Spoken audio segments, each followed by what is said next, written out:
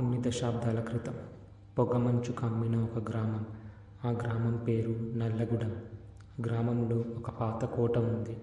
ఆ కోటలోకి ఎవరు అడుగుపెట్టరు. అక్కడి వారు అంటుంటారు, కోటలో ఒక స్త్రీ ఆత్మ ఉంది. లోపలికి వెళ్ళిన వారిని మరుసటి రోజు తెల్లవారక ముందే చంపుతుంది అని. ఆ గ్రామానికి పట్టణం నుంచి హరి అని ఒక శాస్త్రవేత్త వస్తాడు. అతనికి ఆ కోటలో పురాతన రహస్యాలు ఉన్నాయనిపిస్తుంది. గ్రామస్తులు ఆ కోటలోకి వెళ్ళవద్దు అని హెచ్చరిస్తారు. కానీ అతను వినకుండా కోట దగ్గరికి వెళతాడు. హరి ఆ కోట దగ్గర టెంటు వేసుకొని ఆ రాత్రి అక్కడే ఉంటాడు. రాత్రి 12 దాటిన తర్వాత మెల్లగా వీణ వాయించే శబ్దం వినిపిస్తుంది. తన రికార్డర్ ఆన్ చేస్తాడు. శబ్దం దగ్గరగా వస్తుంది. ఆ శబ్దం దుఃఖంతో నిండి ఉంది. హరి టెంట్ నుండి బయటికి వచ్చి ఫ్లాష్ లైట్ వేసి చూస్తాడు. ఎవరూ కనపడరు. కానీ నేలపై రక్తపు కాళ్ళ ముద్రలు కనిపిస్తాయి. ఆ రక్తపు కాళ్ళ ముద్రలని వెంబడిస్తూ హరి కోట లోపలికి వెళతాడు. అలా కోట లోపలికి వెళ్ళిన హరి తిరిగి రాలేదు. మరుసటి రోజు గ్రామస్తులు వచ్చి చూస్తారు. హరి కోట ముందు చనిపోయి ఉంటాడు. అతని చేతిలో ఒక రాతి పలక ఉంటుంది. ఆ పలకపై నా గురించి తెలుసుకోవాలని అనుకోవద్దు, నా జోలికి రావద్దు అని రాసి ఉంటుంది. అది చూసిన గ్రామస్తులు చెప్పినా వినకుండా కోట లోపలికి వెళ్ళాడు, ఇప్పుడు చనిపోయాడు అని అనుకుంటారు. ప్రస్తుతం రిషి ఒక సైకియాట్రిస్ట్. తెలివైనవాడు, మనసున్నవాడు. మానసిక భయాలతో బాధపడేవారికి చికిత్స చేస్తూ ఉంటాడు. ఒకరోజు అతని జీవితంలో అడుగుపెట్టింది అన్వి. తన కాలేజ్ ప్రాజెక్ట్ కోసం హాంటెడ్ ప్లేసెస్పై రీసెర్చ్ చేస్తుంది. దానికోసం ఒక సైకియాట్రిస్ట్ అవసరమై ఉండి రిషిని కలవడానికి వస్తుంది. అలా ఆ పరిచయం మొదట స్నేహంగా ఉన్న తర్వాత ఆ స్నేహం ప్రేమగా మారింది. రిషితో గడిపిన సమయం అన్వికి ధైర్యం ఇచ్చింది. తన భయాలను జయించే శక్తినిచ్చింది. కాలం గడిచింది. రిషి తన సొంత క్లినిక్ ప్రారంభించాడు. అన్వి ఇప్పుడు డాక్యుమెంటరీ మేకర్ అయ్యింది.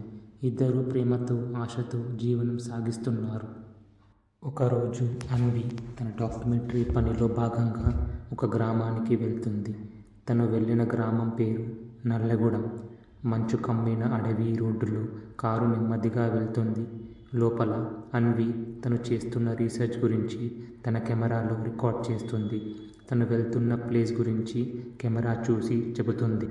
అలా వెళ్తుండగా కారు అకస్మాత్తుగా ఆగిపోతుంది. దూరంలో తను వెళ్ళాలి అనుకున్న పాత కోట కనిపిస్తుంది. అక్కడికి అన్వి వెళ్తుంది. ఆ కోట గేటు పైన ప్రమాదం, లోపలికి వెళ్ళకూడదు అని ఒక బోర్డు ఉంటుంది. అది ఏమీ పట్టించుకోకుండా అన్వి కెమెరా రికార్డ్ చేస్తూ లోపలికి వెళ్తుంది. అలా వెళ్తుండగా అన్వికి ఒక ఆడగొంతు వినిపిస్తుంది. ఎందుకు వచ్చావు అని అంటుంది. అన్వి అది ఏమీ పట్టించుకోకుండా ఇంకా లోపలికి వెళ్తుంది. గోడల మీద పాత రక్తపు మరకలు, గాలి చప్పుళ్ళు, చీకట్లో అర్థం కాని శబ్దాలు వినిపిస్తుంటాయి. అన్వి కెమెరాలో రికార్డ్ చేస్తుంది.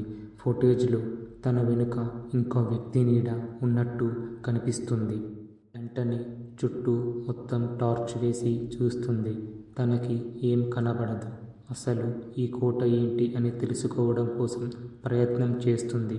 అలా వెతుకుతూ ఉండగా తనకి ఒక పుస్తకం కనిపిస్తుంది. ఆ పుస్తకంలో పేజీలు మట్టితో ఉన్నాయి. అక్షరాలు సరిగ్గా కనిపించడం లేదు. అన్వి ఆ పుస్తకాన్ని క్లీన్ చేసి చూస్తుంది. ఆ పుస్తకంలో కోటకు సంబంధించిన చరిత్ర ఉంటుంది. అన్వి కోట చరిత్ర, ఇంకా ఆ కోటలో ఏం జరిగింది అని చదువుతుంది. కొన్ని ఏళ్ల క్రితం ఈ కోటలో భైరవి అనే వధువు పెళ్లి రోజు అన్యాయంగా చంపబడింది అని తెలుసుకుంటుంది. అలా తను కోట రహస్యం తెలుసుకుంటుండగా కెమెరా ఆటోమేటిక్గా ఆన్ అవుతుంది. స్లోగా ఫుటేజ్లో ఒక తెల్ల చీరలో ఉన్న మహిళ గోడ మీద నుండి జారుతూ వస్తుంది. అన్వి ఎవరు నువ్వు అని అంటుంది. ఆ గొంతు నీ చావుని వెతుక్కుంటూ ఇక్కడికి వచ్చావు, నువ్వు తప్పించుకోలేవు అని అంటుంది. అన్వి కోట నుండి బయటకు పరిగెడుతుంది. కానీ ప్రతి దారిలో తనకు ఒకే తలుపు వస్తుంది. భైరవి నీడ ఆమెను వెనుకకు చేరుతుంది. ఒకవైపు రిషి అన్వి ఫోన్ కాల్ కోసం ఎదురు చూస్తూ ఉంటాడు. తను అన్వికి ఫోన్ చేస్తాడు. ఫోన్ చేసినప్పుడు మీరు సంప్రదించడానికి ప్రయత్నిస్తున్న నంబర్ స్విచ్ ఆఫ్లో ఉంది అని వాయిస్ వస్తుంది. రిషి అకస్మాత్తుగా లేచాడు. కోట్ వేసుకొని బ్యాగ్ తీసుకుంటాడు. రిషి కళ్ళ నిండా టెన్షన్. అన్వికి ఏమైనా జరిగి ఉంటుందా అని అనుకుంటాడు. తన ఫ్రెండ్ ద్వారా అన్వి లాస్ట్ లొకేషన్ తెలుసుకుంటాడు. నల్లగూడెం కోట అని తెలిసి అక్కడికి రిషి వెళతాడు. రిషి కోట దగ్గరికి చేరుకుంటాడు. గాలి ధ్వని ఇంకా ఉరుములతో కూడిన వర్షం వస్తూ ఉంటుంది.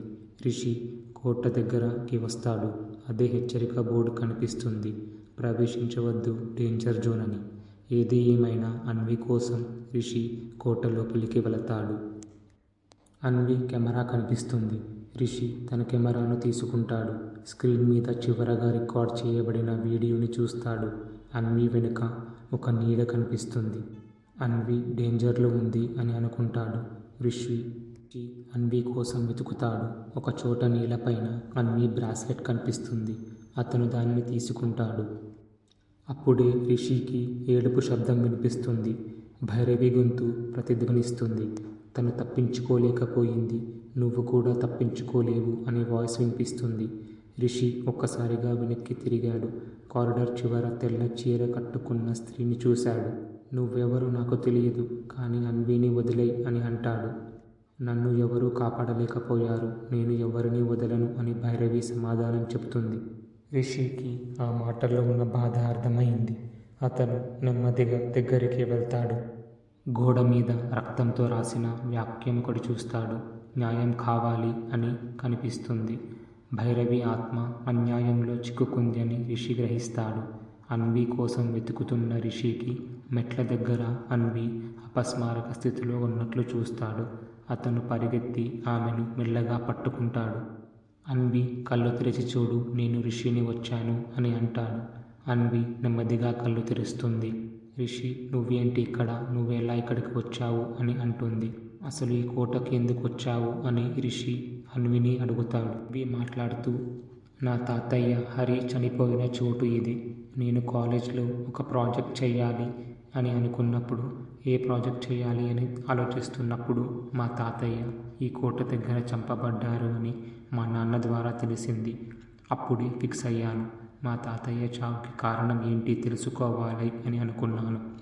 నాకు భయం అని తెలిసినా కూడా ప్రాజెక్ట్ చేశాను. నీ సహాయంతో నాలోని భయాన్ని పోగొట్టుకున్నాను. నేను ఈ కోట చరిత్ర చదివినప్పుడు నాకు ఒక విషయం తెలిసింది. ఈ కోటలో ఏ మగవాడు ప్రవేశించినా భైరవి చంపేస్తుంది, ఆడవారిని పిచ్చి పట్టేలా చేస్తుంది. ఎందుకు అంటే భైరవిని పెళ్లి చేసుకున్నవాడు మంచివాడు కాదు.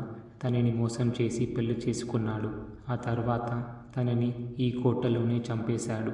అప్పటి నుండి ఈ కోటలో ఆత్మలా భైరవి ఉంది. ఏ మగవాడు ఈ కోటలోకి వచ్చినా ఆ మగవాడిలో తనని చంపిన వారిని చూస్తుంది. తర్వాత వచ్చిన వారిని చంపేస్తుంది. అలా వచ్చిన మా తాతయ్యని కూడా భైరవి చంపేసింది. ఇప్పుడు మన వంతు వచ్చింది రిషి. మనం భైరవికి సహాయం చేయాలి. తన ఆత్మని ప్రశాంతంగా ఈ భూమి నుండి పంపించాలి. ఇలా వారిద్దరూ మాట్లాడుతూ ఉండగా పక్కన ఉన్న పెద్ద స్తంభం రిషి పైన పడబోతుంటే అన్వి రిషిని నెట్టేస్తుంది. అప్పుడు అన్వి గట్టిగా అరుస్తూ, నిన్ను మోసం చేసిన వాడు వెళ్ళిపోయాడు, చనిపోయాడు. కానీ నీ బాధ ఇంకా ఈ కోటలో బతుకుతుంది. నీవు స్వేచ్ఛ కావాలంటే అందరినీ చంపడం కాదు, క్షమించాలి. నువ్వు శాంతించాలి అంటే ఏం చెయ్యాలి అని భైరవి అడుగుతుంది. దానికి సమాధానంగా భైరవి, నన్ను మోసం చేసిన వాడు చావలేదు, నీ పక్కనే ఉన్నాడు అని అంటుంది. లేదు, నిన్ను మోసం చేసిన వాడు చనిపోయాడు. నువ్వు మగవారి అందరిలో ఒక్కరిని చూస్తున్నావు. కొంచెం శాంతంగా ఉండి ఆలోచించు, నిజం నీకే తెలుస్తుంది అని అన్వి చెప్తుంది. అన్వి ఎంత చెప్పినా భైరవి మాట వినదు. చివరికి ఏం చేయాలో తెలియక రిషి ముందుకొచ్చి భైరవిని మోసం చేసింది తనే అని ఒప్పుకుంటాడు. నన్ను క్షమించు అని అంటాడు. భైరవి చూస్తుండగానే పక్కన ఉన్న నిప్పుల గుండంలో దూకేస్తాడు. అలా మంటల్లో కాలిపోతాడు. ఆ దృశ్యం చూసిన భైరవి ఆత్మ శాంతిస్తుంది. భైరవి ఆత్మ నెమ్మదిగా గాలిలో కలిసిపోతుంది. కోట నుండి వెళ్ళిపోతుంది. గోడ మీద న్యాయం కావాలి అన్న రాత శాంతి లభించిందిగా మారుతుంది. రిషి కోసం అన్వి ఏడుస్తూ ఉంటుంది. అప్పుడే అక్కడికి రిషి వస్తాడు. రిషిని చూసిన అన్వి ఆశ్చర్యపోతుంది. నిప్పులో కాలిపోయిన రిషి ఎలా వచ్చాడు అని. రిషి ఇదంతా నేను ఎలా చేశానో వివరిస్తాడు. అన్వి, నువ్వు భైరవితో మాట్లాడుతున్నావు. తను నీ మాట వినడం లేదు. అప్పుడే నాకు మనిషిలా ఉన్న ఈ బొమ్మ కనిపించింది. నిప్పులో దూకినట్టు చేసి పక్కనే ఉన్న బొమ్మని నిప్పులో వేశాను. ఎవరికీ కనిపించకుండా బాధపడినట్టు అరిచాను. భైరవిని క్షమించమని అడిగాను. ఇది అంతా నా వృత్తిలో పేషెంట్స్కి చేసే టెక్నిక్, చికిత్స లాంటిది. చూడు, నాకు ఏమీ కాలేదు. నేను బాగానే ఉన్నాను. నేను భైరవిని మోసం చేయలేదు. తనకు ఆత్మశాంతి ఇచ్చాను అని చెప్తాడు. భైరవి శాంతి పొందింది. అన్వి ఇక్కడ నుండి వెళ్ళిపోయింది అని అన్వి కళ్ళల్లో కన్నీళ్ళు, కానీ చిన్న చిరునవ్వు. రిషి ఆమె చెయ్యి పట్టుకుంటాడు. ఉదయపు వెలుతురు నెమ్మదిగా పొగ మంచును చీల్చుకుంటూ వెళుతుండగా పాత కోట నుండి వదిలి ఇద్దరు కలిసి ఇంటికి స్టార్ట్ అవుతారు.